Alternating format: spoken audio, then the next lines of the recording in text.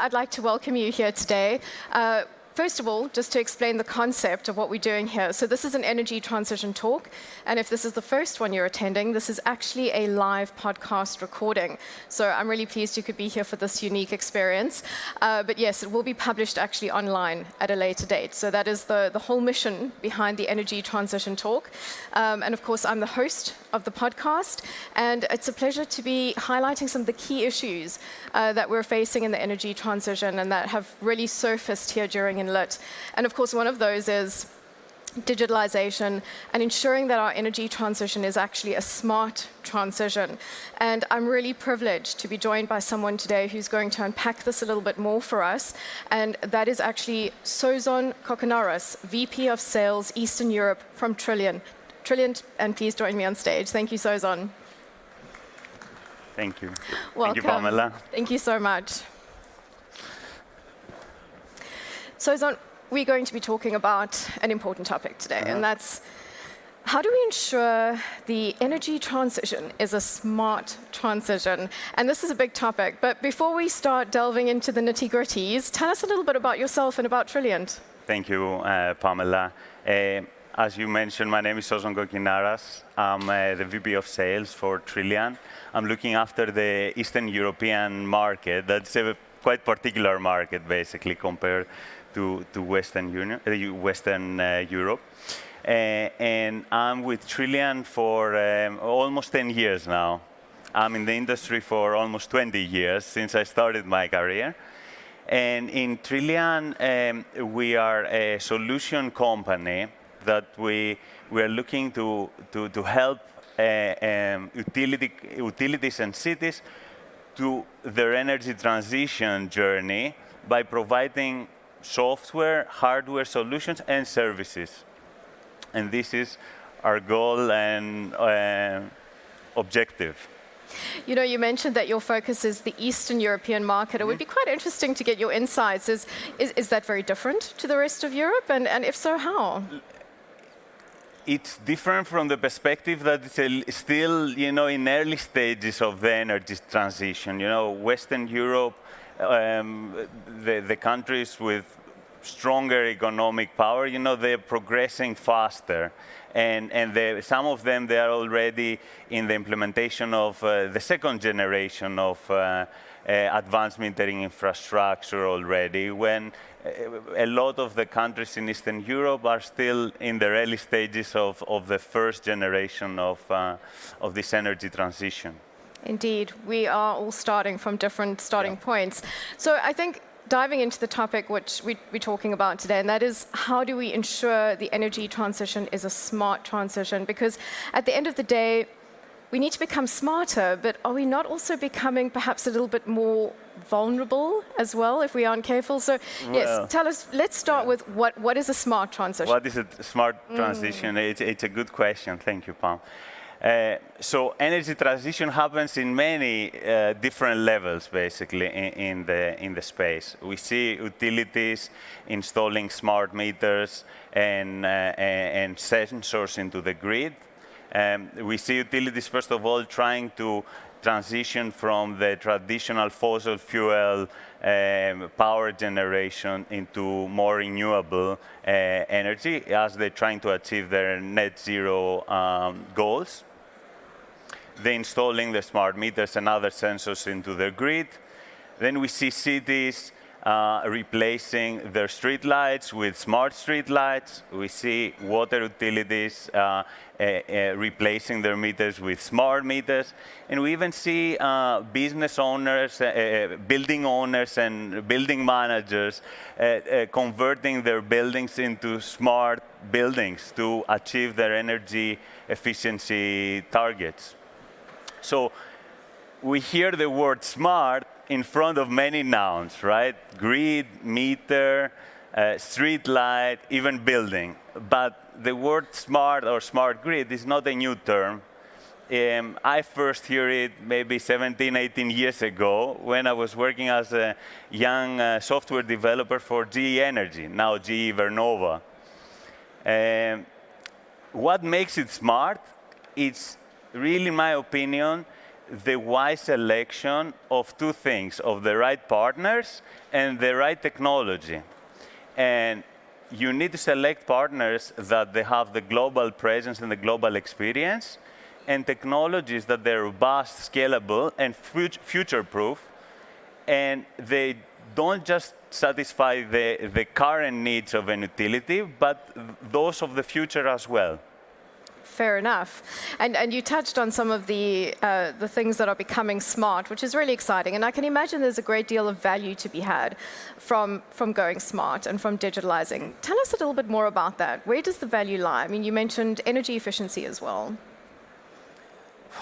The value. First of all, all this energy transition and all these smart devices, smart sensors that we add to our network creates a huge amount of data. And gathering the data just to gather the data, it doesn't mean much, right? So a lot of utilities, they start this digitalization with main goal, initial goal to satisfy their billing needs, to be able to bill the customer. But the data, when used properly and when you introduce the right tools, can help you achieve much more than just your billing goals. Fair enough. But of course, with that value, as I mentioned earlier, or alluded to, there's a certain amount of vulnerability that comes with it as well. And here, of course, we're referring to things like cybersecurity. How do we overcome these vulnerabilities, Sozon?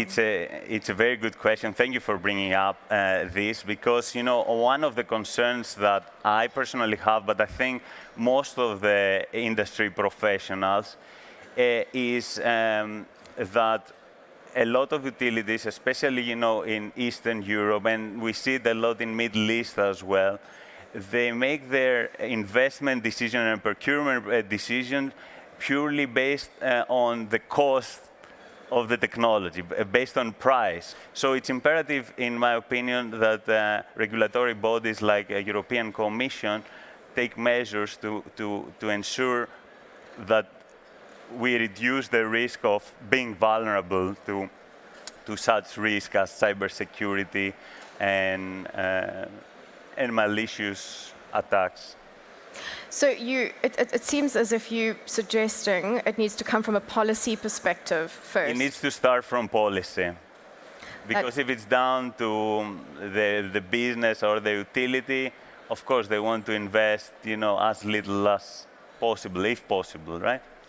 So how do we change that mindset, though? Because, cybersecurity is really, it's becoming such a critical issue. And we see how regularly these cyber attacks are happening. And, obviously, it's the protection of people's data. This is serious. How do we change that mindset and encourage investment early on? It's not easy. It's a mindset. Maybe you start by reading books about mindset, that they can help in many aspects. But it's not easy. A lot, they only take actions only after they get affected. So I think that we need to start looking of examples and learning from other people's mistakes versus waiting for us to be affected before we take action. Fair enough. Sozon, I can't have a conversation with you without touching on AI, which is obviously such a hot topic at the moment. But first of all, is AI actually helping us in terms of our energy transition? Are we getting it right? Or are we still in a massive learning curve in terms of deploying AI effectively in a way that can really help us? Look, AI can really help. Its value and contribution to the energy value chains, it's huge, especially on optimizing energy efficiency and distribution. So we see that AI can be used, for example, for the detection of energy theft. That it's very risky it can cause hazardous situation and disrupt the distribution. With the use of AI, we can, and analyzing different data points that they come from the consumers, the meters that we install as part of this energy transition, we can then detect sources of non-technical losses and act on it by doing site inspections, targeted site inspections without wasting time for unnecessary visits for false positive situations where there is not actual energy theft. So and this ensures basically can help minimize and protect the revenue of the utilities. Indeed. We protect the revenue and we minimize the operational cost because we don't unnecessarily need to send people to do site inspection that, as we know, it's quite costly. The benefits and the cost savings then can be used to be reinvested for accelerating the energy transition and for also what matters for the consumers, improving the services to keep the consumers much happier. Sozon, when we prepared for this interview, I was asking about case studies because at the end of the day, you actually want a real-life demonstration of how being smart is really adding value. Tell us a little bit about that. Thank you for giving me the opportunity, right?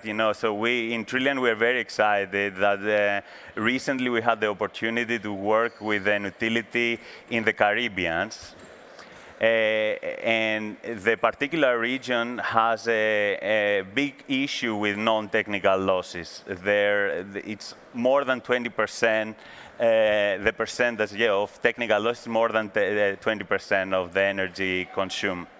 So as you can imagine, it's really big problem for them. And the same is the case for a lot of countries in Europe, including my native country of Greece.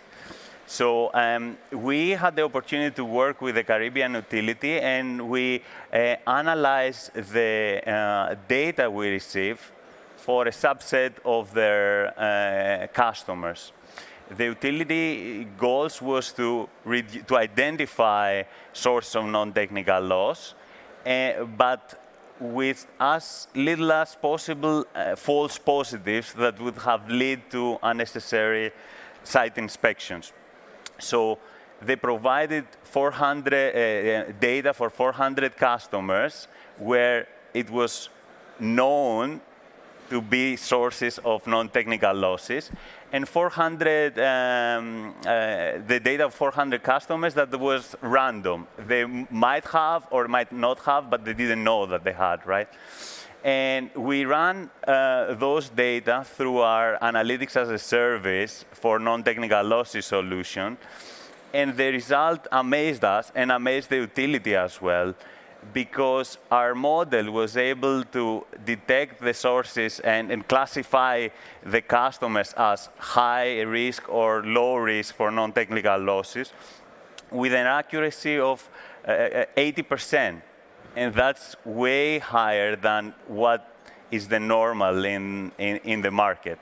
Speaking to one of my big customers in Asia, he mentioned that with his in-house build solution, his accuracy is just 30%. What this means is basically for every 10 visits on site that he does, only 3 actually they had non-technical losses.